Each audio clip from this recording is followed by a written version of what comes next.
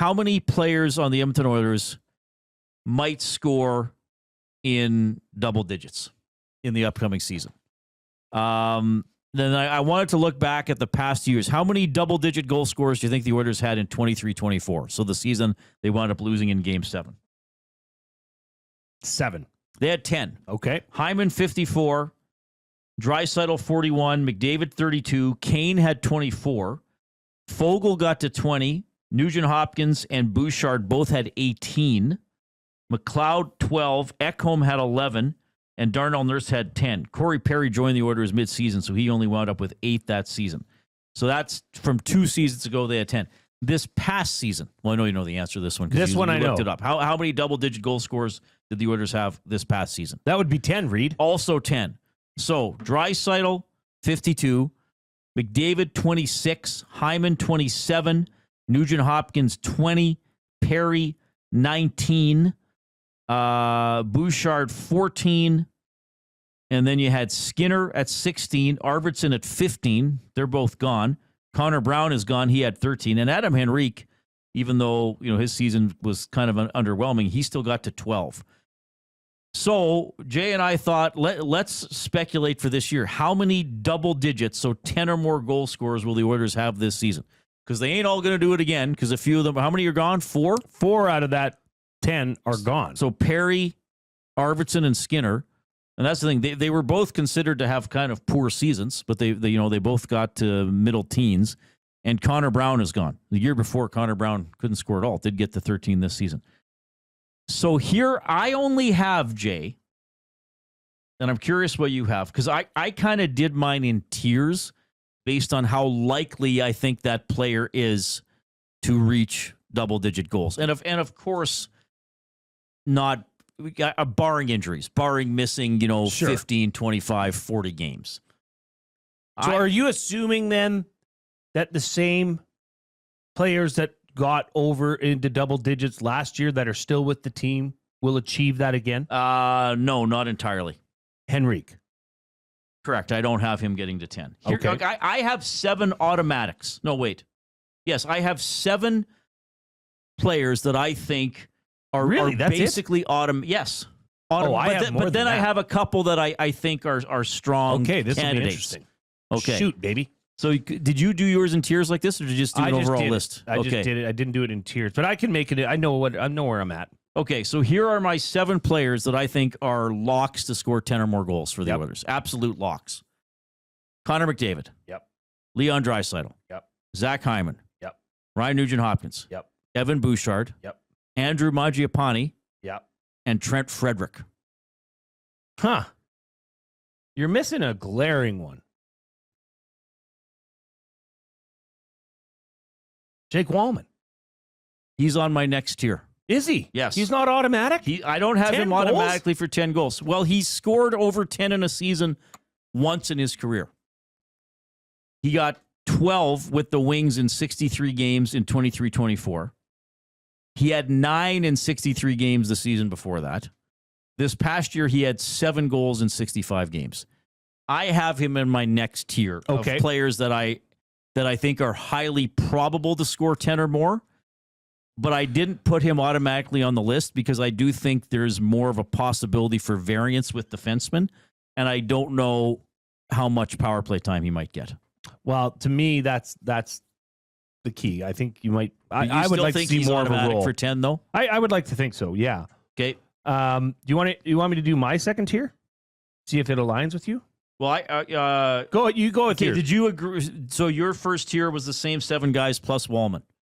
I had I had another automatic. Eck? Nope. Who? Well, one of the new guys? Yeah. And I'm combining I don't know which one. Okay. But either Ike Howard or Matt Savoy. Okay, so I'm putting up there. So I put Wallman and Howard in my highly probable category. Okay. So I had 7 that if you said, Reid, you have to bet a significant amount of money that these players will score 10 or more. That was my first 7. And then I would still be pretty comfortable wagering on Wallman or Howard. But are you putting Howard and Savoy as kind of one person? I just don't know which one. Okay. I think one of them is going to break out for sure. I'm And actually, I would actually lean more towards Ike Howard.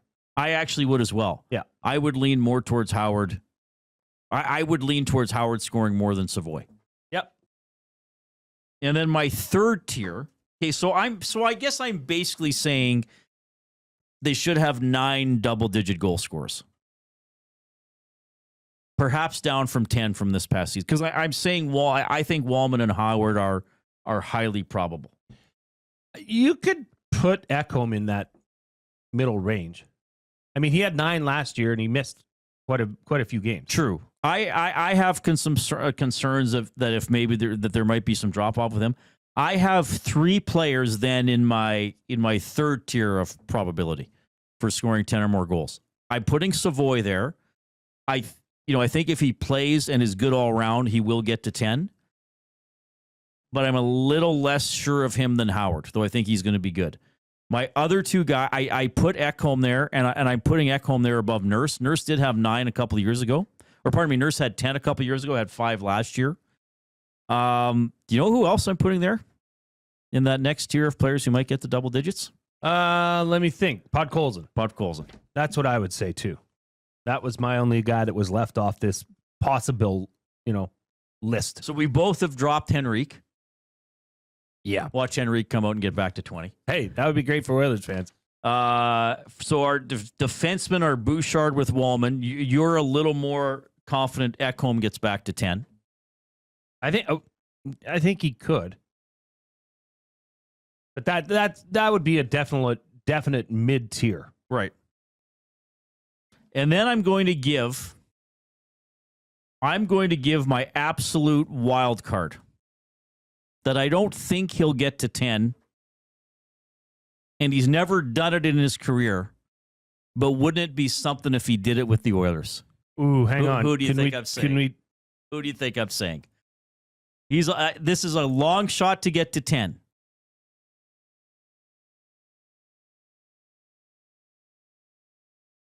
He's never done it in his career. I'm just double checking in years he was traded between 2 teams. I'd love to see it. I think the fans would love to see it. I'm drawing a blank here, but He's a new guy. Oh, Lazar. Curtis Lazar. Right. He only had 5 points last year. I know. I looked at his hockey DB before we came on. And 5 points in 48 games, playing hurt, as he told us. Were you here that day? No, I wasn't. wasn't. Away the day. That was a really good interview. Quite an interview. If he could get 10 goals, that's a major That'd be plus. amazing. That'd be amazing. And just play his, physical style of game. That would be a huge win. But I mean, it just depends on how that injury heals up, right? Yeah. But I mean, that would be a fun story. Again, it's probably unlikely. I mean, he might be a 13th or 14th forward, depending on how some other things shake down. So neither of us listed David Tomasek as a 10-goal scorer. No. David Tomasek might not even dress. Well, we don't know. He's a complete wild.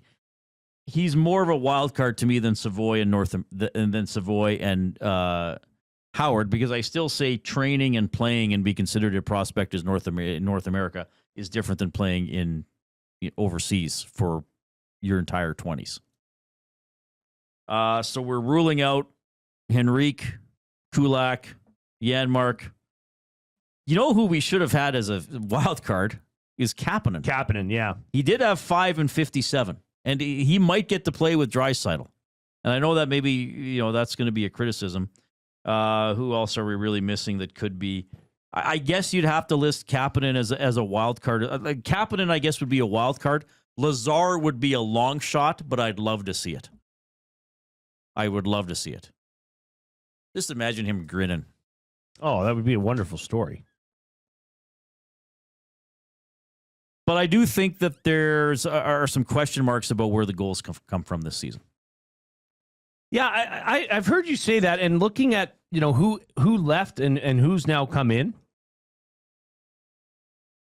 I mean, there's a lot of pressure on Trent Frederick to live up to this contract. Yep, and you have him on a. That's one of your locked in. Well, you asked me yesterday who has the most pressure on them. Yeah. I think it's Stuart Skinner. I still think there's some on Bush with the new deal, but I think there's a lot on Frederick because if that's a gap, if there's that gap in the, like, if he's supposed to be the 5th or 6th or 7th best forward and he's 10th best, like that, then that's a major gap. That's a major gap in the lineup. Derek Ryan, a couple years ago in 22-23, so as a 35-year-old had 13 goals. I mean, I would love it if Lazar had that type of a season. Right. I would love it if Lazar. Now, Derek usually scored 10 or more goals in a year, but that's why I'll put out a little hope there for Lazar. That would be fun.